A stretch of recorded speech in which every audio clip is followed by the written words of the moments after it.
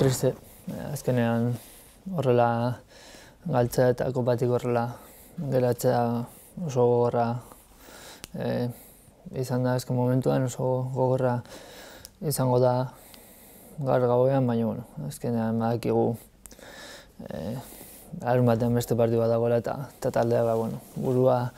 gaur noski bera izan behar duela, baina bilaria gure altxatu behar duela eta aurrera begiratu. Badakigu ez da gaudela gure momenturik onenean, agian azken astean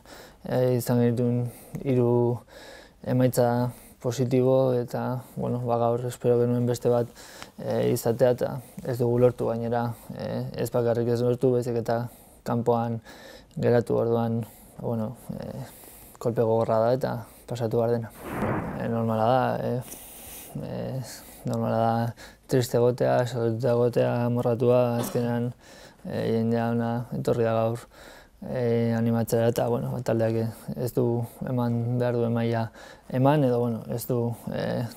zelaian egin behar zuena aurre egiteko egin eta normala da sentsazio horrekin etxe batea. Guk esan aldugun bakarra, egin aldugun bakarra da larunbateko partidua prestatu eta jakin gure burutan kapasa garela buelta emateko egoera honi gaurkoan pasa denari eta larunbatean irabazteko gogokin aterako garela noski. Tristes, un golpe muy duro encima en el peor momento, sin margen de reacción y al final, ¿qué más se puede decir? A pasar mala noche, a mirar hacia abajo, a saber que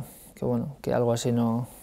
está a la altura del equipo que somos, ni de lo que la gente que ha venido se merecía y nada, a partir de mañana a levantar la cabeza porque el sábado tenemos otro partido importante y el equipo se tiene que preparar de la mejor manera. Sí, está claro que la semana pasada conseguimos 3 resultados positivos, más allá de que las sensaciones fuesen muy buenas o peores. Yo creo que el equipo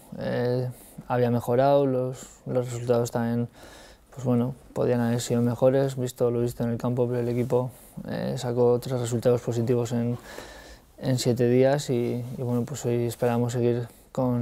recuperando sensaciones, mejorando y la verdad es que creo que